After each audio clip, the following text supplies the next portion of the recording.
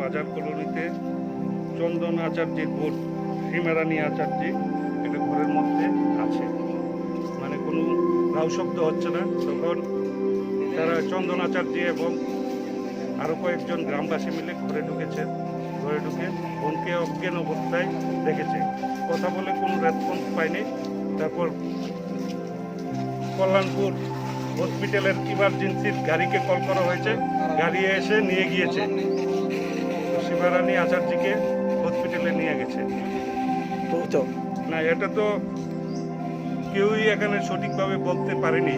হাসপাতালে নিয়ে যাওয়া হয়েছে, হাসপাতালে ডাক্তারবাবু ঘোষণা করবে কি হয়েছে। বাজার কলোনি, কল্যাণপুর বাজার কলোনি এরিয়া থেকে রোগীর নাম হলো সীমারানী আচার্যী, বয়স 45, ফিমেল।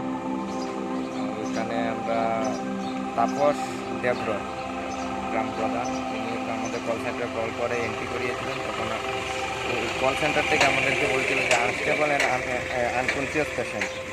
তো তখন আমাদের 102 অ্যাম্বুলেন্স, কল্যাণপুর অ্যাম্বুলেন্স ছুটে যায় ওইখানে গিয়ে পেশেন্টকে ক্যারি করে। ডাক্তার কি বললো? ডাক্তার তো বললো যে তিনি মারা গিয়েছে, এখন পিএস আসবে, সে পিএসসি নিয়ে যাবে। কেমনে মারা গেছে? তাই তো আলাদা থাকে, আলাদা রুমে থাকে, স্কুলের একটা দিকটা আলাদা খায়, আলাদা থাকে।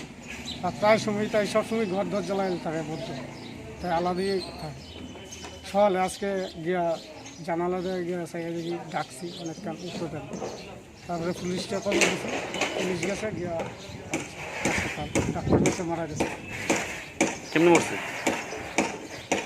ডাক্তার বললে মারা গেছে হার্টের দুর্বল।